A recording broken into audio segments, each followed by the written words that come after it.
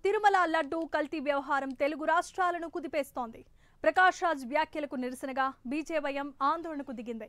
హైదరాబాద్లో film ఛాంబర్ను BJYM కార్యకర్తలు ముట్టడించారు. పవన్ కళ్యాణ్ పై అనుచితమైన వ్యాఖ్యలు చేయటం సరికాదని వారంతా హితవు పలికారు. వెంటనే ప్రకాష్ రాజ్ దిష్టిబొమ్మను దగ్ధం చేసినట్లుగా తెలుస్తోంది.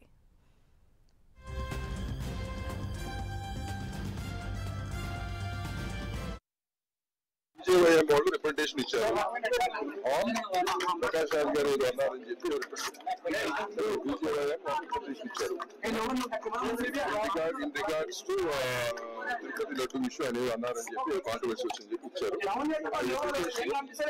The representation forward to all the concerned departments.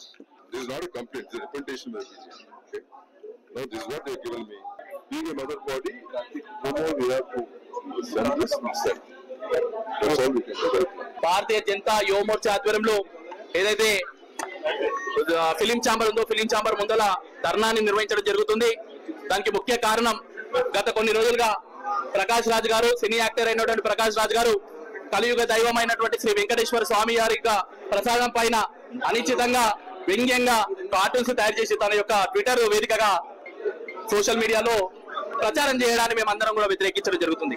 ఈ రోజు ప్రకాష్ రాజ్ గారు మొట్టమొదటిసారిగా చేసినటువంటి వాక్యాలు కాదు అది, మొట్టమొదటిసారిగా పోస్ట్ చేసినటువంటి విధానం కాదు అది.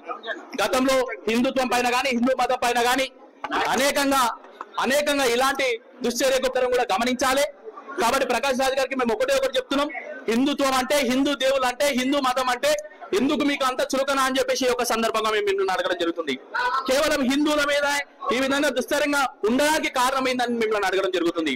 మీరు సెక్యులర్ అని చెప్పుకుంటున్నటువంటి విధానం, మీరు సెక్యులర్ అని చెప్పుకుంటూ ఒక మతానికి ఒక వర్గానికి మీరు మద్దతు తెలుపుతూ హిందుత్వానికి వ్యతిరేకం చేయడం పట్ల మేమందరం కూడా ఆవేదనకు గురి అవుతున్నాం. ఖచ్చితంగా మీరు చేసింది ముమ్మాటికి తప్పే. బహిర్గతంగా హిందుత్వం మీద మీరు చేసినటువంటి విషయాన్ని మీరు తక్షణమే క్షమాపణ చెప్పాలని చెప్పేసి ఒక సందర్భంగా మీ అందరినీ కూడా కోరుకోవడం జరుగుతుంది. ఈ సందర్భంగా మూవీ అసోసియేషన్ లో ఉన్నటువంటి పెద్దలకందరూ కూడా ఇలాంటి వ్యక్తిని వెంబడే తక్షణమే శాశ్వత సభ్యత్వం నుంచి తొలగించాలి. అదే విధంగా మూవీలలో ఎక్కడ కూడా ఆయన ఉండే విధంగా మీరు చూడొద్దని చెప్పేసి ఒక సందర్భంగా పెద్దలకందరూ కూడా చెప్పడం జరిగింది. ఒకవేళ ఎక్కడ షూటింగ్ జరిగినా, ఎక్కడ మూవీస్ రిలీజ్ అయినా కానీ ప్రకాష్ రాజ్ గారిని అడ్డుకునే ప్రయత్నంలో భాగంగా మేమందరం కూడా ఆ యొక్క షూటింగ్లను అన్నింటిని కూడా ఆపే ప్రయత్నం చేస్తామని